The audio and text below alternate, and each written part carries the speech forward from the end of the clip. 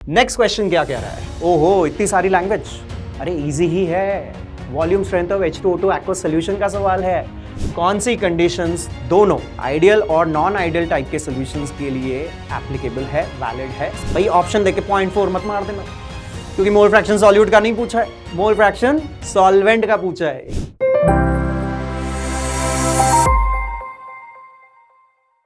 Hello dear students, welcome to Allen NEET YouTube channel. T20 series में आगे बढ़ते हुए केमिस्ट्री का सॉल्यूशन टॉपिक अब आपके सामने है।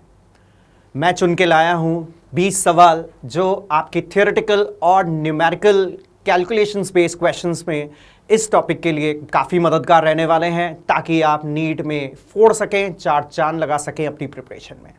तो ये फास्ट फॉरवर्ड रिविजन आपके लिए अब मैं शुरू करता हूं इस टॉपिक के लिए। So let's begin with question number 1। So question number 1 क्या कहता है, आइए देखिए। क्वेश्चन आपके सामने प्रेजेंट हो जाएगा। You need to pause the video, solve the question and then आप और मैं चेक करेंगे कि आपने सही आंसर निकाला है या नहीं। Bye the way, I am quite sure कि आप बहुत बढ़िया सही आंसर्स देने वाले हैं। तो first question is there in front of you.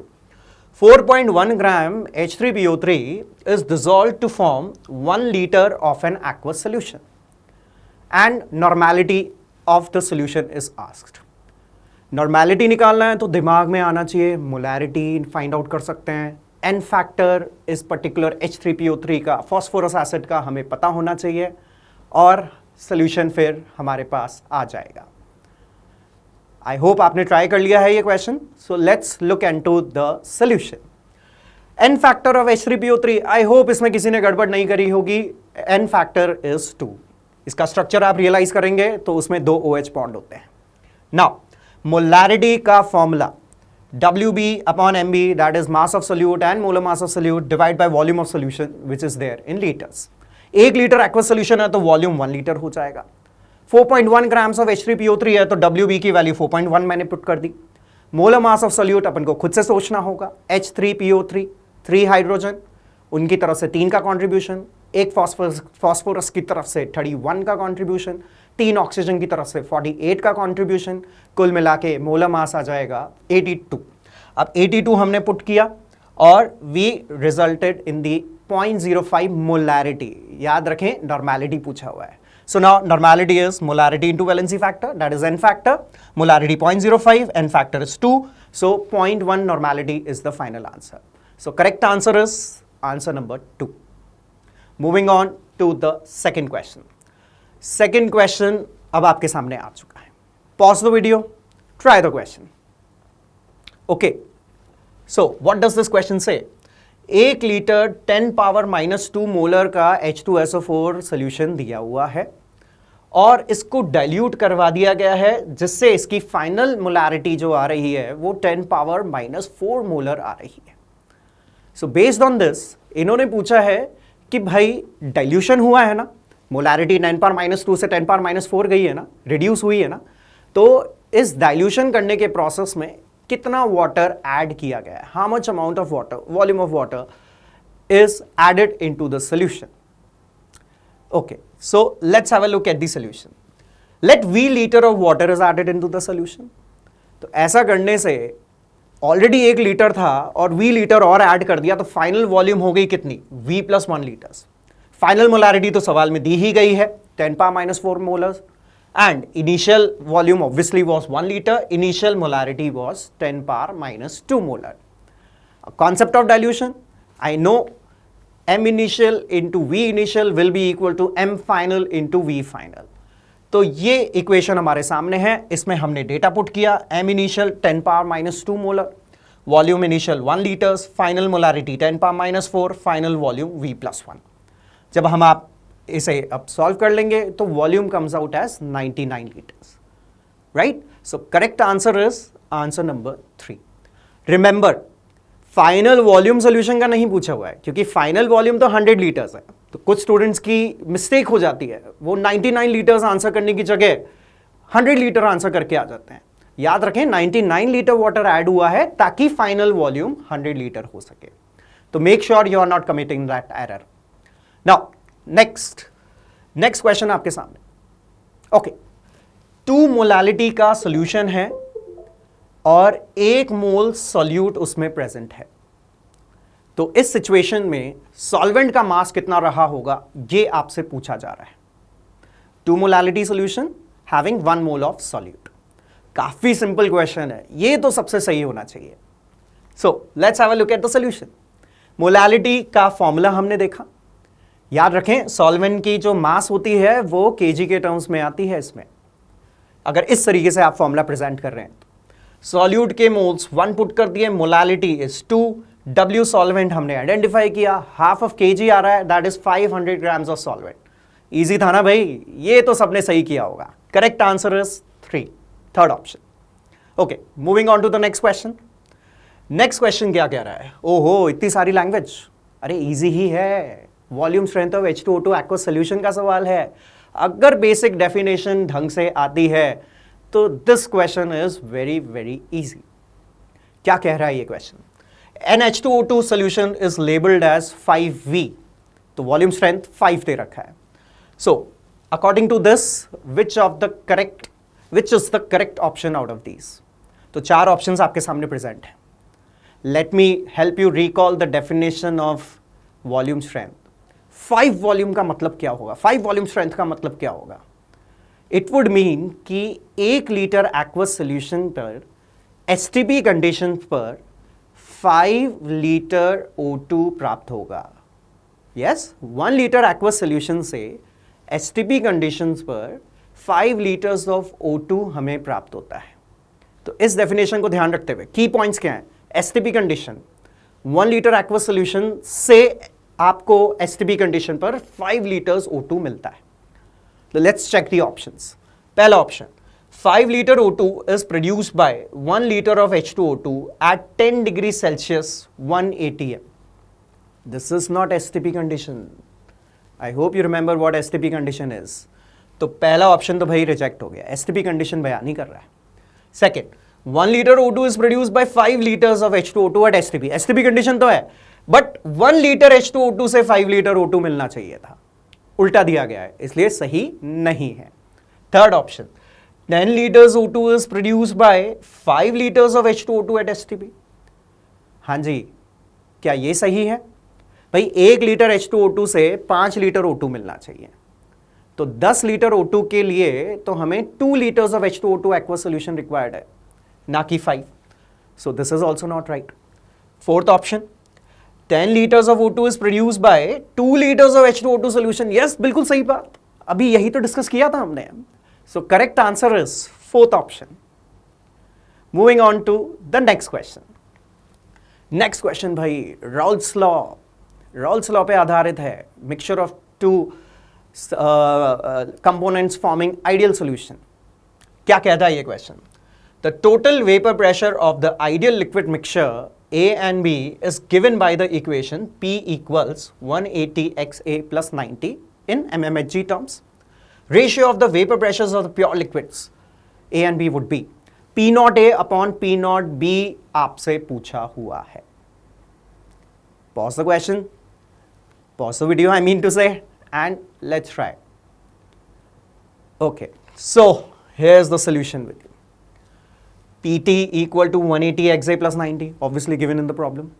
अब आप रिकॉल करिए रॉल्स लॉ के फॉर्मूले की लिस्ट में से निकालिए ये नगीना और इसको कंपेयर करिए, 1 और 2 इक्वेशंस को कंपेयर करिए, आपको आंसर काफ़ी इजीली अब पहचानने में आ जाएगा।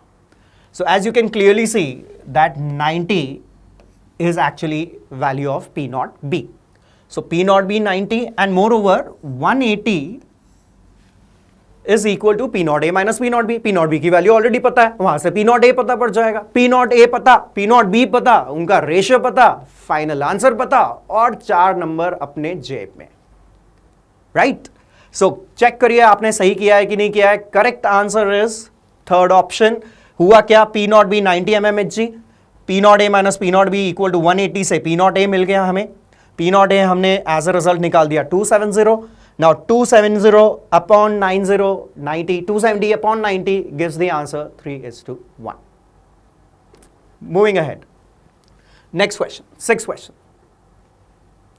करिए भाई, जल्दी अटेम्प्ट करिए। Okay, let's have a look at the solution. भाई relative lowering in vapour pressure पे आधारित ये क्वेश्चन, RLVP पे आधारित ये question. Lowering of vapor pressure due to solute in 1 molar aqueous solution at 100 degree Celsius is MMHG के terms में अपन को ये आंसर करना है। क्यों भाई, थोड़ा सा डिफिकल्ट लगा क्या? ट्रिकीनेस है? अरे नहीं है, छोटू सा क्वेश्चन है, थोड़ा सा ट्रिकीनेस कह सकते हैं, बट टफ तो नहीं है। एलन कोटा में तो हमने ये क्वेश्चन आए दिन करें, it's a bread and butter, ये तो बहुत ही ईजी हो जाएगा अपने लिए। Okay, let's have a look. तो भाई RLVP का फॉर्मूला लगाइए, lowering in vapour pressure delta P upon P not equal to XB। RLVP is equal to XB आप बोल सकते हैं, राइट? और ध्यान से देखा जाए तो हमें क्या क्या डेटा दे रखा है, हमें निकालना है lowering in vapour pressure delta P not. भाई 100 डिग्री सेल्सियस पे प्योर वाटर की चर्चा चल रही है, MMHG के टर्म्स में बात चल रही है, तो P नॉट की वैल्यू हो जाएगी 760। XB कैसे निकालें भाई? अरे 1 मोलालिटी का सोल्यूशन है ना, इसका मतलब 1000 ग्राम्स पानी के साथ 1 मोल सॉल्यूट प्रेजेंट है ना। 1000 ग्राम्स पानी मतलब 1000 divide by 18 moles, 1000 upon 18 moles of water. So 1 mole of solute divide by total moles will give you the mole fraction. So XB के लिए क्या लिखना है? सॉल्यूट के moles divide by 1000 by 18 moles of water plus 1 upon 56.5 हो जाएगा ना। तो 760 इंटू 1 अपॉन 56.55 से आंसर निकल के आता है 13.44 and therefore correct answer is option number 1। बढ़िया चल रहा है सब। आए नेक्स्ट क्वेश्चन पे, चलिए let's go for the next question. Which condition और conditions is are true for both ideal and non ideal solutions? भाई जिसने पढ़ा हुआ है उसके लिए तो ये क्वेश्चन काफी इजी है। कौन सी कंडीशंस दोनों आइडियल और नॉन आइडियल टाइप के सॉल्यूशंस के लिए एप्लीकेबल है, वैलिड है, सही है? इजी है ना, बहुत इजी है ना ये क्वेश्चन। भाई निकाल लिया सही आंसर, चेक करते हैं। Delta H mixing equal to 0, ideal के लिए तो ये बात सही है, नॉन आइडियल पे लागू नहीं होती। Delta S mixing positive, yes it is applicable for both the solutions. Delta G mixing negative, yes that is again applicable for both the type of solutions. तो correct answer I think मुझे बताने की जरूरत है ही नहीं। For both ideal and non-ideal solutions, on mixing entropy increases, so delta S would be positive, and mixing occurs spontaneously. It is a spontaneous process. Obviously delta G क्या रहेगा?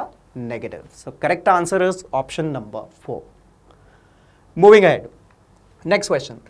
An azeotropic solution of two liquids has a boiling point lower than both of them.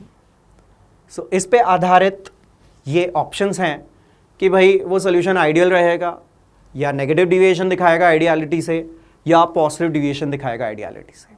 अगर azeotrope के बारे में आपने वो लाइनें पढ़ी हुई हैं, भाई हमने तो अच्छे से पढ़ाया है कोटा में रहते हुए, आपने अच्छे से पढ़ी है कि नहीं पढ़ी है, या NCERT रीडिंग के थ्रू भी आप मैनेज कर सकते हैं, आपका जवाब आपके पास होगा। बॉइलिंग पॉइंट क्या है? दोनों कंपोनेंट से कम है। This happens with solutions which show positive deviation from ideality. So minimum boiling azeotrope इसे बोलते हैं। They are formed by solutions showing positive deviation from ideality. Correct answer is option number 3। Moving ahead, next question. Which of the following mixtures do not form an ideal solution?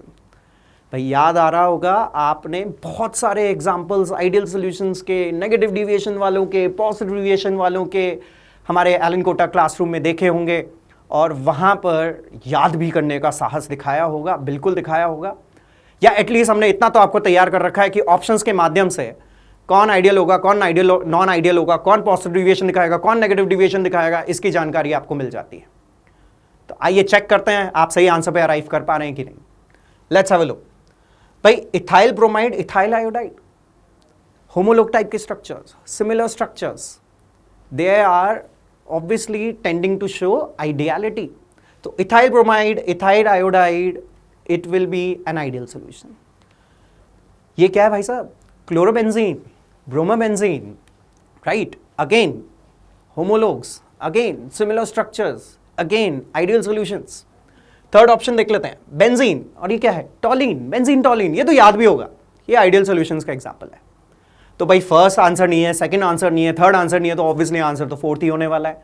क्या दिख रहा है भाई fourth, ethanol and water, water and ethanol one and the same thing. Ethanol and water, sir मुझे याद आ रहा है ये तो पॉजिटिव डिविएशन शो करता है आइडियलिटी से। Yes you are right, it is a non ideal solution. So water and ethanol together do not form ideal solution, in fact they show positive deviation from ideality. So correct answer is option number 4. Moving ahead, next question पे आते हैं. Which of the following gases is not filled in tanks of scuba divers? अब भाई हमने तो class में पढ़ाया है, नहीं तो ये जरूर रेफर करवाया कि एनसीईआरटी की बीच की लाइनों से भी सवाल आ सकते हैं। आप मान सकते हैं ये एनसीईआरटी का सॉल्यूशन टॉपिक में कहीं ये छुपा हुआ है, ये स्टेटमेंट, और आपको याद होना चाहिए। आई एम श्योर हमारे सारे स्टूडेंट्स तो ये बढ़िया तरीके से सही करने वाले हैं। सो स्कूबा डाइवर्स के टैंक्स में कौन सी गैस को फिल नहीं किया जाता है? भाई मुझे तो पता है, आपको कंपोजिशन भी अच्छे से याद है। हाइड्रोजन ना बाबा, हाइड्रोजन को तो फिल नहीं करते। Oxygen yes, helium yes, nitrogen yes. In fact the composition ये आपके सामने 11.7% helium, 56.2% nitrogen and 32.1% oxygen. So correct answer is option number 1। Moving ahead, next question पे आते हैं। ओहो काफी सारी लैंग्वेज है, हेनरीज लॉ पे आधारित है, ठीक है। हेनरीज लॉ में आता है एक constant, Henrys constant KH। I hope आपको श्योर हो, आपको पता है, उसकी बहुत ही इंपॉर्टेंट है ये नीट पॉइंट ऑफ व्यू, और रीसेंट टाइम्स में काफी क्वेश्चंस इस पे आ रहे हैं। So let's have a look. Read the following statements and choose the correct options. Okay, so 3 statements अपने सामने हैं, in fact 4 statements अपने सामने हैं. Different gases have different KH values at the same temperatures. हाँ भाई बात बिल्कुल सही है, अलग अलग gases के लिए KH value अलग होती है. First statement is definitely right. Higher the value of KH at a given temperature, lower is the solubility. हाँ याद आया कुछ, इनवर्स रिलेशन होता है सॉल्युबिलिटी और KH के बीच में। तो second statement also seems right. KH is functions of the nature of gas. हाँ भाई गैस कौन सी है, उसका क्या नेचर है, उस पर KH की वैल्यू डेफिनेटली डिपेंड करती है। तो थर्ड ऑप्शन भी सही लग रहा है। Solubility of gases in water increases with increase in temperature. Oh no, actually कम टेम्परेचर पे सॉल्युबिलिटी ज्यादा होती है। तो इन्होंने तो ये गलत बोल रखा है। तो लेट्स क्रॉस चेक। भाई जो मैंने आपको अभी डिस्कस किया वही यहाँ पे मेंशन है। फोर्थ ऑप्शन पे एक बार वापस नजर दौड़ा लेते हैं। Solubility of gases in water increases with increase of temperature, ये तो स्टेटमेंट है। नहीं भाई, this is incorrect because solubility generally decreases with increase in temperature. So options आपने देखे थे, उसके अनुसार क्या फिट बैठता है उससे क्रॉस चेक करते हुए आपका जवाब होना चाहिए third. Moving ahead, next question. An aqueous solution of a non-volatile solute boils at 100.17 degrees Celsius. At what temperature will the solution freeze? भाई कॉलिगेटिव प्रॉपर्टीज में अब हम डेल्टा TB और डेल्टा TF से रिलेटेड सवालों पे आ चुके हैं। तो डेल्टा TB और डेल्टा TF को रिलेट किया जा रहा है। आई होप बहुत ही कम फॉर्मूले सबको अच्छे से याद भी आ रहे होंगे।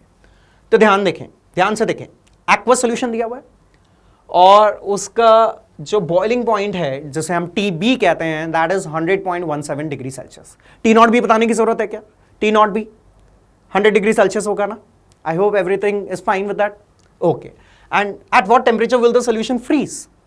मतलब TF पूछ रहा है।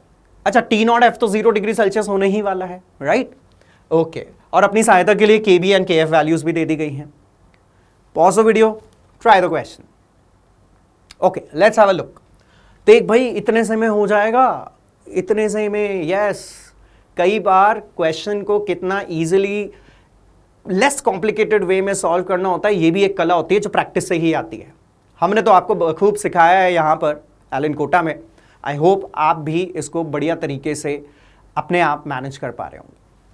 तो देख, डेल्टा TB हमें पता है I into KB into M होता है। I की वैल्यू 1 मान सकते हैं इस क्वेश्चन में, KB इंटू M हो जाएगा। Delta TF I into KF into M। सो जब रेशियो ले लेंगे तो मोलालिटीज ऊपर नीचे से कैंसिल आउट हो जाएंगी। आई भी ऊपर नीचे से कैंसिल आउट होता हुआ मान सकते हैं. So delta TB upon delta DF is equal to KB upon KF. Delta TB की value 100.17 minus 100, that will give you 0.17. KB and KF are given respectively.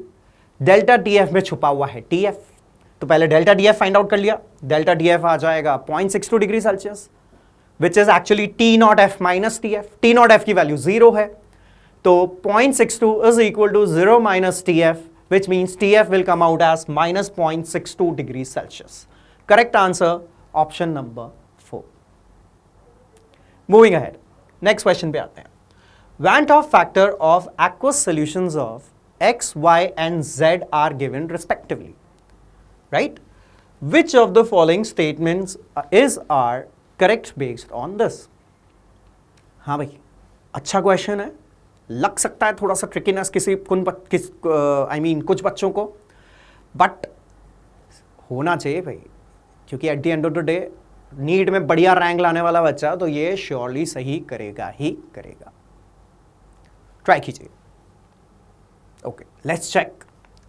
हाँ भाई, बहुत ही आसान सी बात याद आनी चाहिए कि जो फ्रीजिंग पॉइंट ऑफ सोल्यूशन होता है, जो वेपर प्रेशर ऑफ सोल्यूशन होता है, वो वेन 't Hoff फैक्टर के इन्वर्सली रिलेटेड होता है.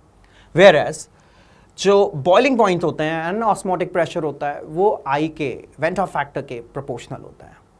तो एक्स, वाई और जेड सोल्यूशन के आपको वेन 't Hoff फैक्टर्स दिए हुए हैं. इस आधार पे देखा जाए तो फ्रीजिंग पॉइंट और वेपर प्रेशर के लिए ऑर्डर आ जाएगा z less than x less than y, and boiling point and osmotic pressure के लिए ऑर्डर आ जाएगा y less than x less than z. क्यों भाई, सही किया ना? चेक कर लो, फर्स्ट ऑप्शन करेक्ट आंसर है. आगे बढ़े.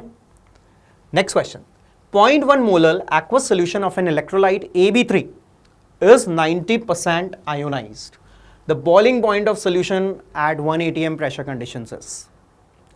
ओके, तो कहीं ना कहीं वेन 't Hoff फैक्टर की कैलकुलेशन दिमाग में आनी चाहिए भाई, सही होना चाहिए सवाल. Let's have a look at the solution. Molality कितनी दे रखी है? 0.1. परसेंटेज अल्फा 90% दे रखा है. Degree of ionization, degree of dissociation, मतलब अल्फा की वैल्यू हो जाएगी 0.9. Now we are aware that AB3 जो होता है, AB3 will be dissociating into A+3 and 3 of B-. मतलब एक AB3 4 हिस्सों में टूट रहा होता है. तो जो वेन 't Hoff फैक्टर का फॉर्मूला है I = 1 + n - 1 इंटू अल्फा, उसमें n की वैल्यू अपन को 4 पुट करनी है. अल्फा ऑलरेडी अपने पास है, और finally boiling point of solution निकालना है.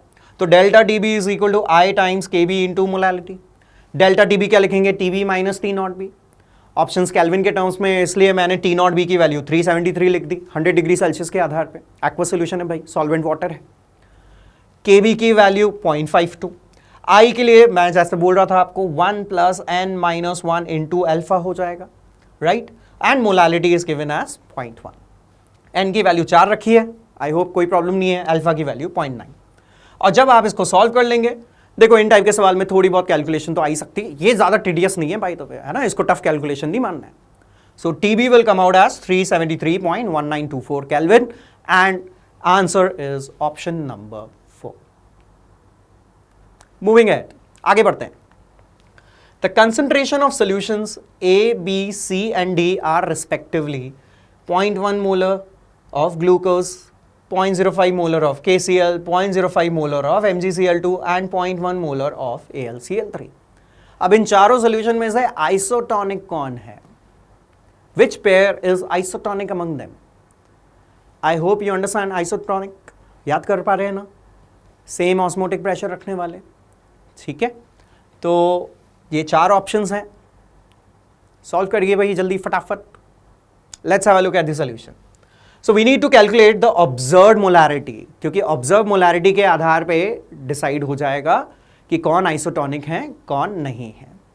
बिकॉज ऑब्वियसली पाई जो है, ऑस्मोटिक प्रेशर जो है, that is directly proportional to observed molarity. उस आधार पे ए विच इज ग्लूकोज का एक्वस सोल्यूशन, उसके लिए अगर ऑब्जर्व मोलारिटी निकालें, या हो सकता है आपने ऐसे याद कर रखा हो आई इंटू थियोरेटिकल मोलारिटी. आई की वैल्यू आप ऐसे सोच सकते हैं कि glucose organic substance in water, I value 1 into molarity 0.1, so observed molarity is 0.1. KCl के लिए KCl I value 2, right? KCl breaks down into K plus and Cl minus, so I value is 2. तो 0.05 theoretical molarity into 2 ये आ गया 0.1. MgCl2 के लिए उसी प्रकार से I value is 3. MgCl2 breaks down into 1 Mg plus 2 and 2 chloride ions. Molarity given into 3 went off factor which is 0.15. Similarly AlCl3 के लिए आप बोल सकते हैं 0.1 into 4 which is 0.4. तो भाई आप देख पा रहे होंगे कि ऑब्जर्व मोलारिटीज क्या है. सो गिवन टेम्परेचर पे we can easily understand that solution A and B जो हैं उनकी ऑब्जर्व मोलारिटी सेम है, उनके ऑस्मोटिक प्रेशर सेम होंगे, that's why they are isotonic to each other. So correct answer is option number 1. Moving ahead. Abnormal molar mass of CH3COH in benzene solvent is found to be 90 grams per mole. The percentage association of CH3COH in benzene is right. So, association का सवाल है और acetic acid benzene में dimerise करता है, ये याद आना चाहिए क्योंकि ये क्वेश्चन में यूजफुल रहेगा, ये यूजफुल इंफॉर्मेशन है. Okay, let's have a look. So let alpha be the degree of association and I के फॉर्मूले में जो N यूज होने वाला है that will be 2 because CH3COH undergoes dimerization in benzene. So I, which is molar mass theoretical upon molar mass observed, equal to 1 plus 1 by N minus 1 into alpha. फॉर्मूले सही होने चाहिए, नहीं तो फिर आगे तो बात ही खराब हो जाती है. Okay, theoretical molar mass CH3COH का जो अपन नॉर्मल तरीके से मोलर मास निकाल लेते हैं, जिसको अपन नॉर्मल मोलर मास भी बोलते हैं, दैट इज 60. ऑब्जर्व्ड सवाल में दिया हुआ है 90 ऑब्जर्व हुआ है. 1 plus 1 by 2 N value 2 minus 1 times alpha. Solve करिए जनाब, बहुत इजी कैलकुलेशन है. हाफ माइनस 1 माइनस हाफ होगा, इधर उधर आप लेके जाइए इसको. इक्वेशन के सॉल्विंग पे alpha comes out as 2/3, percentage में 66.6%. Answer second option. Let's move to the next question. 17. Assertion कह रहा है कि the depression in freezing point depends on the amount of solute and nature of solvent. Reason है, for aqueous solutions of different electrolytes, molar depression constant will have different value. Assertion reason कभी कभी tricky लगते हैं, कुछ statement वास्तव में कुछ ट्रिकीनेस लेके आते भी हैं, बट ये I guess relatively straightforward ही है. हिंदी में भी एक बार ये क्वेश्चन हमारे स्टूडेंट्स के लिए प्रेजेंटेड है. सोच लिया भाई आंसर, चेक करें. Let's have a look at the solution. भाई असर्शन बिल्कुल सही है, असर्शन सही है. The depression in freezing point depends on the amount of solute. Yes, it depends on the amount of solute. Solute के आई पे कैसे डिपेंड करता है और उसकी मोलालिटी पे कैसे डिपेंड करता है, ये आप फॉर्मूले से भी रिकॉल कर सकते हैं. Delta T F is equal to I into K F into M. Solvent के अमाउंट पे, मोलालिटी पे श्योरली डिपेंड करता है. Also and it depends on the nature of the solvent. हाँ भाई, K F which is the property of the solvent. तो delta T F अगर K F पे डिपेंड करता है, इसका मतलब सॉल्वेंट की प्रॉपर्टी पे डिपेंड करता है, इसका मतलब वो सॉल्वेंट के नेचर पे डिपेंड करता है. Assertion is absolutely correct. Reason, the reason is false as solvent is same. भाई एक्वस सॉल्यूशंस हैं अलग अलग इलेक्ट्रोलाइट के, तो सॉल्वेंट तो सेम ही है ना, सॉल्वेंट तो वाटर ही है ना. और डेल्टा टी एफ एक्सपेरिमेंट के हिसाब से देखा जाए तो के एफ का जो यूजेज आएगा हर सोल्यूशन में वो तो सेम ही आएगा, which will be of that of water, kf of water. So it will not be different, अलग नहीं होगा भाई. So the reason is false as solvent is same, so kf remains same for each different electrolytic solution. So correct answer is option number 3. Let's have a look at the next one. The osmotic pressure of a 0.1 normal solution of BaCl2 at 27 degrees Celsius showing 80% dissociation is. Pause the video and go for the option. Let's check. I is equal to 1 plus n minus 1 into alpha हो जाएगा, right? क्योंकि electrolyte जो है वो dissociate करता है, तो I का ध्यान रखना पड़ेगा भाई. So 1 plus BaCl2, एक बैरियम आयन, 2 क्लोराइड आयन, तो एक BaCl2 3 पार्ट्स में टूटता है, सो n value is 3. -1 into alpha, alpha 80%, that is alpha is 0.8। Solve करिए, आई का वैल्यू 2.6 आएगा। भाई ऑस्मोटिक प्रेशर का सवाल है, फॉर्मूला तो याद आना ही चाहिए, i times molarity into R into T, temperature kelvin में रखना है। पाई का वैल्यू हमें एटीएम के टर्म्स में चाहिए, तो आर का वैल्यू क्या होना चाहिए ये मुझे बतलाने की जरूरत नहीं होनी चाहिए। सो IMRT, I value 2.6, molarity is given as 0.05, R value 0.082, you can put 0.0821, temperature 300, right? भाई ये मोलैरिटी 0.05 कैसे हुई? सवाल में तो नॉर्मेलिटी दी हुई थी। अरे भाई तो इंटर कन्वर्जन करिए ना। मोलैरिटी क्या होती है? नॉर्मेलिटी अपॉन वैलेंसी फैक्टर होती है ना। BaCl2 सॉल्ट, कैटायनिक चार्ज या एनायनिक चार्ज की मदद से आप वैलेंसी फैक्टर 2 आइडेंटिफाई कर सकते हैं। So 0.1 divide by 2 which is equal to 0.05, इसलिए मोलैरिटी मैंने 0.05 रख दी। नॉर्मेलिटी का डेटा रखने की गलती ना कर देना। Pi value as a result निकल के आ जाएगी 3.2 and correct answer is first option. मजा आ रहा है भाई? एंजॉय कर रहे हैं? तो एंजॉय कर रहे हैं तो फिर 19th नंबर के क्वेश्चन पे चलते हैं। The vapour pressure of a solvent decrease by 10 mm of Hg when non-volatile solute was added to this solvent. The mole fraction was found to be 0.2. What would be the mole fraction of the solvent if decrease in vapor pressure now is found to be 20 mm Hg?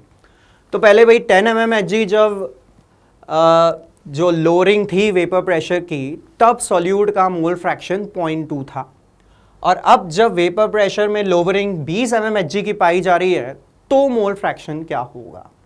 भाई लग सकता है यार इतना lengthy question है, काफ़ी इतना statements लिखा हुआ है तो काफ़ी लेंथी क्वेश्चन होगा। नहीं नहीं, ऐसा नहीं है, इजीली मैनेजेबल है। ट्राई करिए। Let's go for the solution. This is the solution with you. भाई mole fraction initial 0.2, lowering in vapor pressure was given as 10 mm of Hg. Now in the second case it decreases again. Now new lowering is found to be 20 mm of Hg.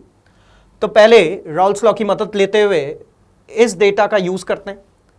So lowering in vapour pressure upon P naught is equal to XB, RLVP is equal to XB। तो P naught minus PS मैंने put किया 10, P not यहां से निकाल दिया using XB। P not तो दोनों cases में सेम ही रहेगा, चाहे लोअरिंग 10 mm Hg से देखी जाए या 20 mm Hg से। So P not value is found to be 50 mm of Hg when you solve it. Very easy calculation. Again, when lowering is found to be 20 mm of Hg, अब mole fraction पूछ रहे हैं, नया mole fraction पूछ रहे हैं, तो ये यहाँ पे आप 20 डेटा पुट कर देंगे।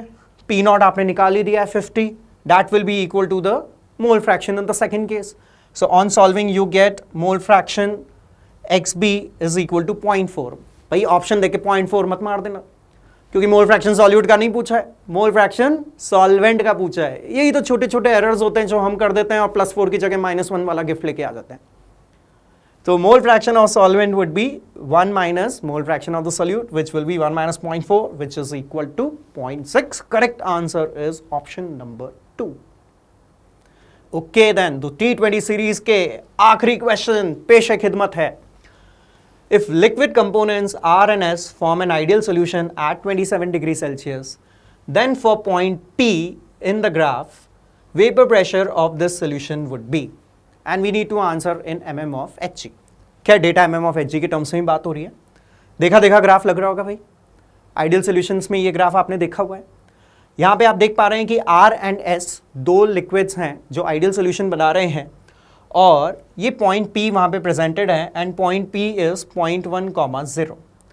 तो आप देख पा रहे होंगे कि यहाँ से लेफ्ट से right mole fraction of R goes on increasing from 0.1 to 0 to 0.1 till 1।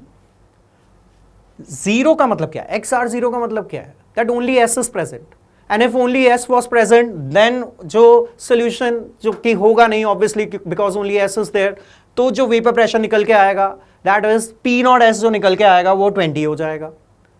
And जब ये राइट एक्सट्रीम में देखें when XR is 1 which means only R is present, तो when only R is present तो जो वेपर प्रेशर निकल के आएगा जो कि 70 दर्शा रहा है, ये सिर्फ R का that is P not R कहलाएगा। तो P not S, P not R आपको यहां पर इस ग्राफ की मदद से समझ आ जाने चाहिए, और इस आधार पे आपसे पूछ रहे हैं PS।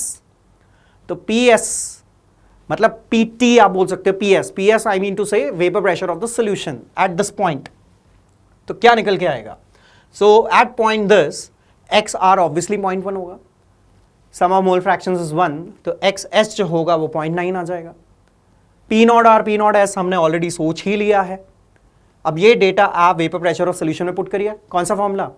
P0R into XR plus P0S into XS की मदद से जब आप ये सारा डेटा यहां पे पुट करेंगे, vapour pressure of solution will come out as 25।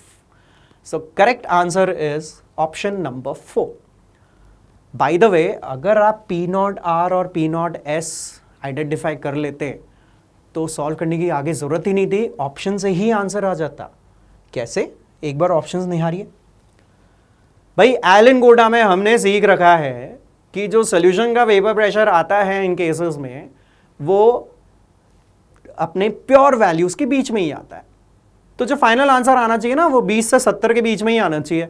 और यहां पे 3 ऑप्शन देख लीजिए, 20 से 70 के बीच में है ही नहीं, एक लौता चौथा ही ऑप्शन है।